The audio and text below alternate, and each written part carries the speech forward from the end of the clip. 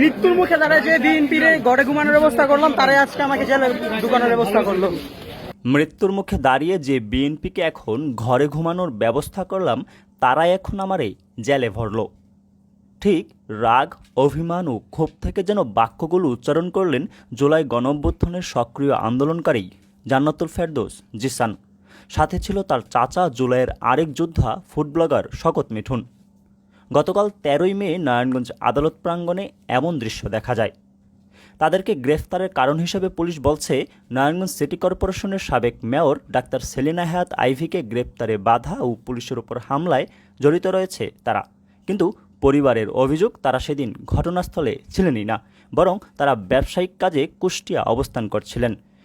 আমার ব্যবসা প্রতিষ্ঠান হচ্ছে কুষ্টিয়ায়। মিথুন এবং জিসান দুইজনই কুষ্টিয়ায় ছিল। ইভেন ওরা যে বাসে গিয়েছে সেই টিকিটও আছে। এবং আসার সময় নারায়ণগঞ্জে আমাদের যেহেতু ক্যাটেল বিজনেস একজন ক্লায়েন্টের সাথে নিয়ে গিয়েছিল, ওই ক্লায়েন্টের গাড়িতে করে আসতেছিল ওরা। পুলিশের ওই মামলায় আসামি করা হয়েছে এক অন্তঃসত্ত্বা নারীকেও। যেখানে ওই নারী বাসা থেকে বের হবার উপক্রম নেই, সেখানে কিভাবে আইভির গ্রেপ্তারে বাধা ও পুলিশের উপর হামলা করলো? তাহলে প্রশ্ন, পুলিশ কি তাহলে ভুল তথ্যের ভিত্তিতে তাদের মামলায় জড়ানো ও গ্রেফতার করলো?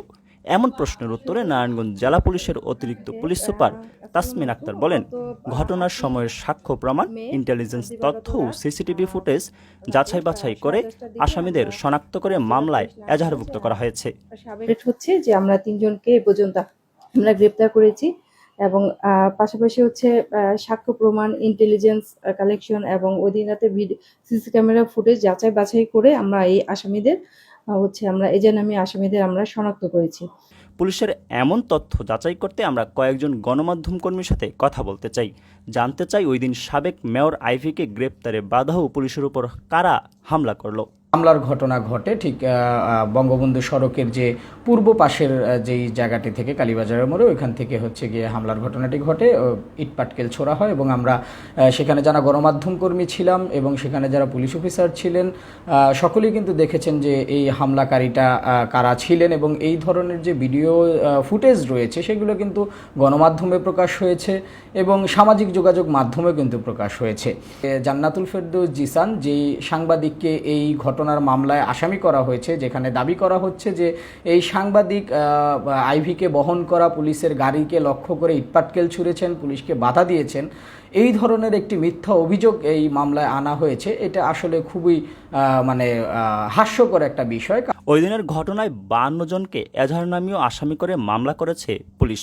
সোমবার 12 মে রাতে পুলিশের উপপরিদর্শক এসআই রিপন মৃধা বাদী হয়ে সদর মডেল থানায় মামলাটি দায়ের করেন বলে জানান এ থানার পরিদর্শক তদন্ত জামাল উদ্দিন। এ মামলায় অজ্ঞাত আরও 150 থেকে 200 জনকে আসামি করা হয়েছে। পুলিশ কর্মকর্তা জামাল বলেন, মামলার এজাহারনামীয় 3 জন আসামিকে মামলার রাতেই গ্রেপ্তার করা হয়েছে। তারা হলেন মোহাম্মদ হানিফ, তার ছেলে জান্নাতুল ফেরদৌস জিসান ও চাচা শকত মিথুন। তারা নগরীর 18 নম্বর ওয়ার্ডের শহীদনগরের বাসিন্দা। এদিকে গ্রেপ্তার জান্নাতুল ফেরদৌস জিসান প্রেস নারায়ণগঞ্জ নামে একটি অনলাইন নিউজ পোর্টালের সংবাদদাতা এবং প্রথম আলো পত্রিকার পাঠক সংগঠক, বন্ধুসভার নারায়ণগঞ্জ জেলা কমিটির পরিবেশ ও সমাজকল্যাণ সম্পাদক। কিশোর ম্যাগাজিন কিশোর আলোতেও কন্ট্রিবিউটর হিসেবে জিসান লেখালেখি করে বলে জানান তার পরিবারের সদস্যরা। অন্যদিকে গ্রেপ্তার শকত মিথুন আলোচিত কন্টেন্ট ক্রিয়েটর। তিনি নারায়ণগঞ্জ টিভিতে প্রতিবেদক হিসেবে সাংবাদিকতাও করেছেন।